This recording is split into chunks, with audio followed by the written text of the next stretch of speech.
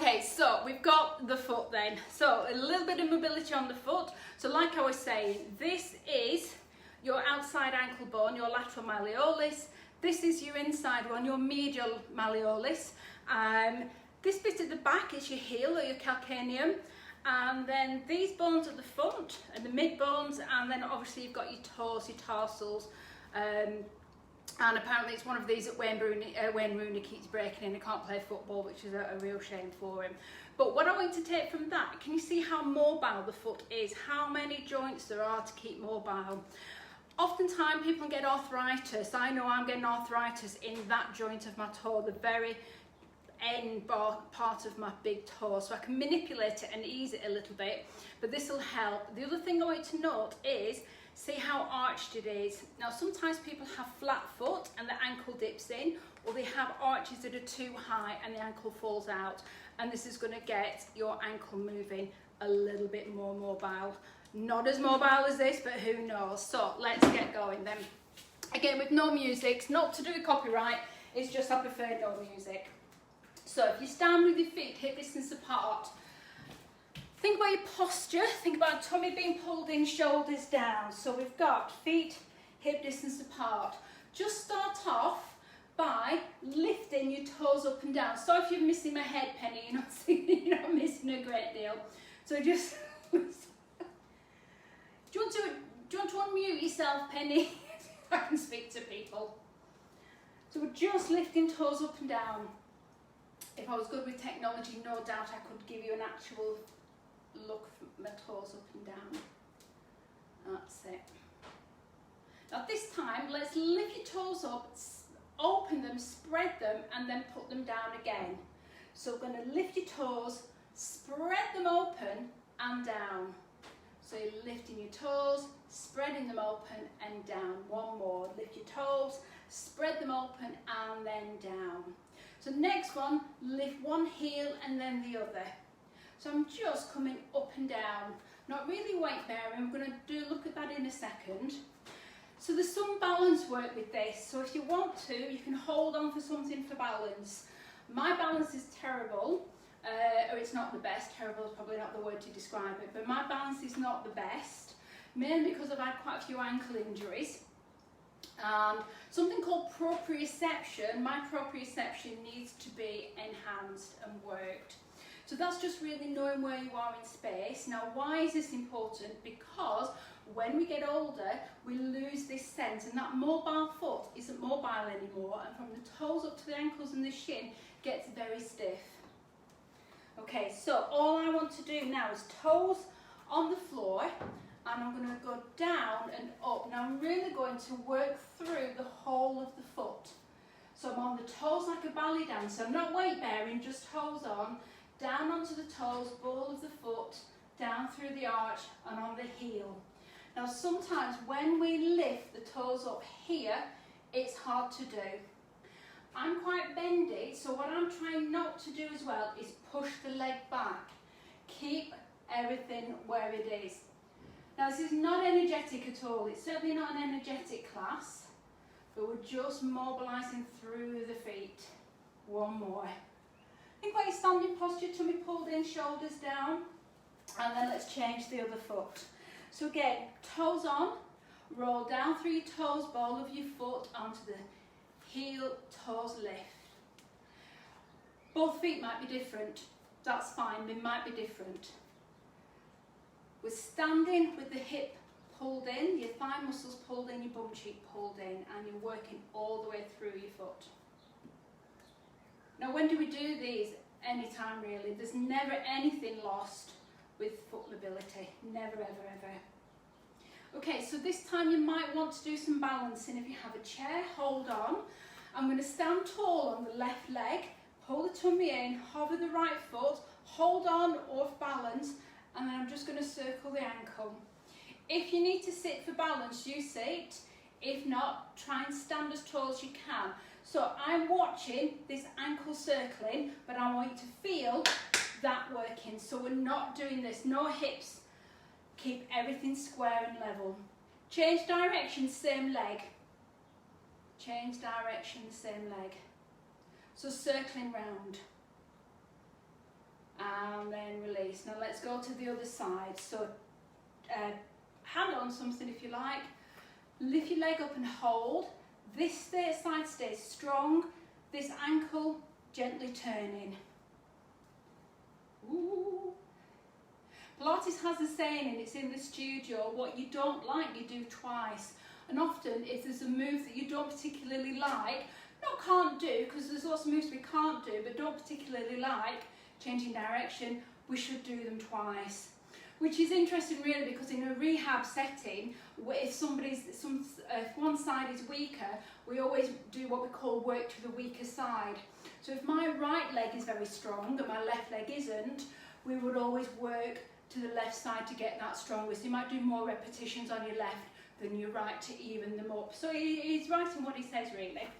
Okay, so the next one, feet flat, bend your knees slightly. Okay, so I'm staying upright, I'm a slight angle at the thigh and I pull the tummy in.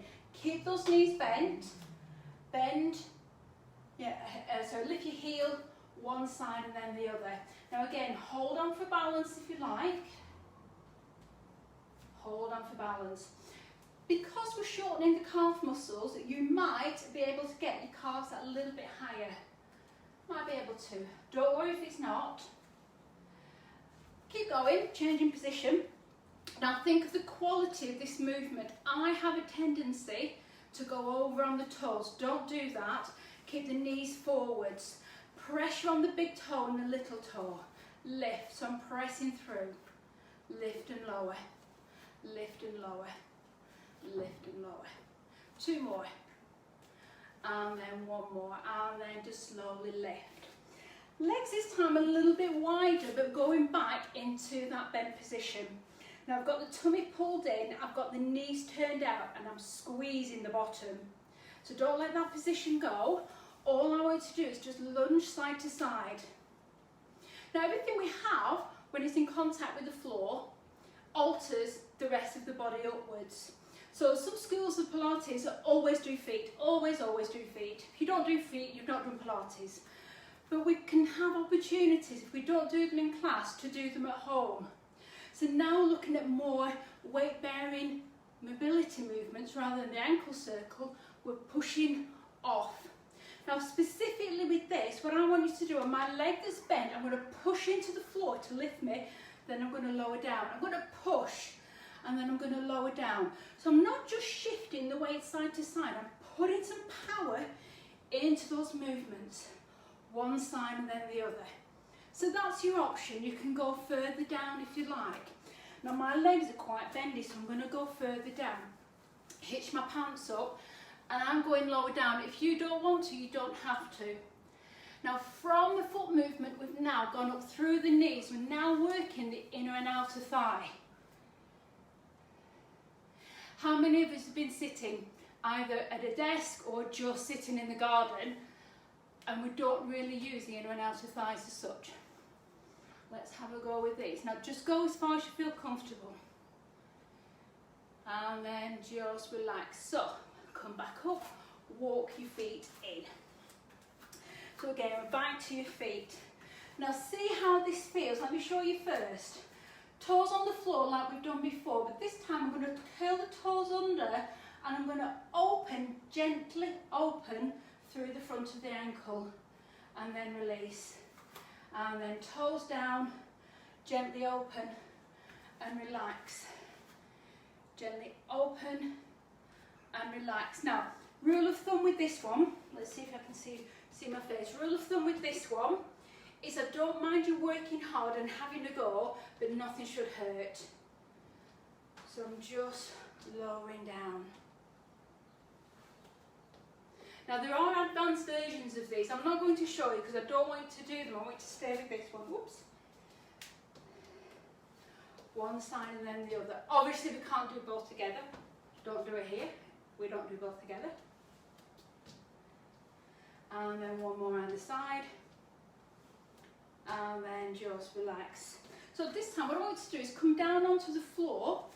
So I'm going to come down onto the floor and then come into sitting. Now, I'm going to long sit, do some long sitting, and all that means is legs are out in front. If you need to sit on a block, or if you can do these on a chair, just do that. So we've got toes up to begin with. Now I'm hypermobile, which means when I lift my toes up, my heels come off the floor. Yours might do too, but just be aware, don't do that too often. So lift and lower, toes up and down. Have you had your pedicures? I should have sent a memo out, shouldn't I? Pedicures, and then just relax, lovely. Now we're just going to lean back so you can see, just with one leg, keep it long, toes up to the ceiling, then as you point away, draw it in, lengthen away, up to the ceiling, point and draw in.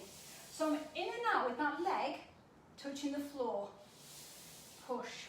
Now depending on your flooring, please don't get carpet burns on your feet, but what I'd like to do if you can is on the drawing in, toes down this bit, push into the carpet and make your hamstrings work a little bit more. Push through. And we're going to lift, push through. We're going to do one more. Now shoulders are down, tummies pulled in. I'm not overly concerned about what your upper body's doing as long as you're comfortable.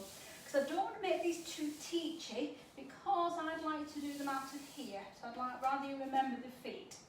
So again, I'm lengthening away and toes up, coming back in. In your own time, start to press on the floor and pull it in. Lengthen and press. So when's this good? Oh, it's good anytime.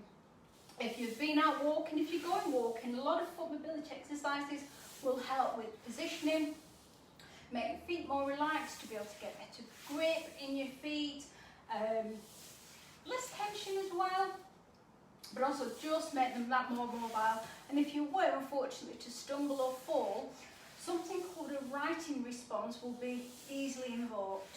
Okay, so what's that then? A righting response is when you've been pushed, last one, when you've been pushed and your body knows that it's going to wobble and it saves you, and that's your righting response. Okay, so last one, coming back to standing, take your time, feet on the floor, knees bent, slowly roll up, slowly lift, and then slowly lower down. So last one, all I want you to do, again, it's a balance move, never anything lost with balance. So stood on your left leg, raise your right knee, hold that there. I feel like Mr. Miyagi. Hold that there. Now with your foot, just tap and lift. So you can hold onto a chair, hold onto a wall, or try your balance. Now if you're trying your balance, have a think about what's happening to the foot on the floor. Let's have your big toe on the mat. One more. So we've got the ankle open and then lower. Again, set your position up. We've got tummy pulled in, we've got thigh squeezed, lift and hold. Now keep that knee the same angle.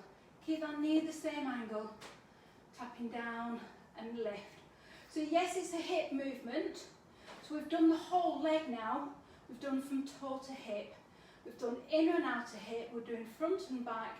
But again, starts with mobility of the feet. Two more. I'm just tapping. One more. There's no angle change in the knee. And then relax.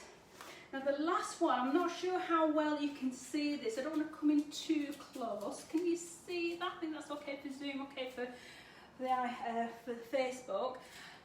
Feet flat. Now some people can do this and some can't. All I want you to do is lift your toes up and then tap your toes on the floor like you tap your fingers.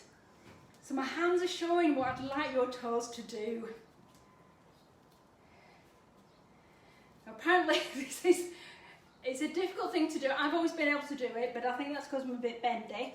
I can go quite well from little toe, the next three to the big, but I can't do it the other way around. So big toe and then your three. They all sort of merge as one really. And then just relax. Now I'm going to sit down and lift my foot up to show you. I've been doing some training recently with a company called Michael King Pilates, who I went to New York with, to Pilates Original Studio, and we talked about feet. I'm just getting position. He was saying that a good mobile foot can do this. Hello. Keep your foot toe still, and with your big toe, try and circle round, but with your toes relaxed. Now, this is really difficult for me, but that's my challenge. That's what I'm going to be working towards. I'm going to change feet just to show you I'm as bad on one as the other. So can you see how my toes are splaying as I'm trying to circle the big toe around? Apparently, the single big toe circling is what we need to aspire to, apparently. So if you're finding that the feet drumming is difficult, that's a real challenge as well.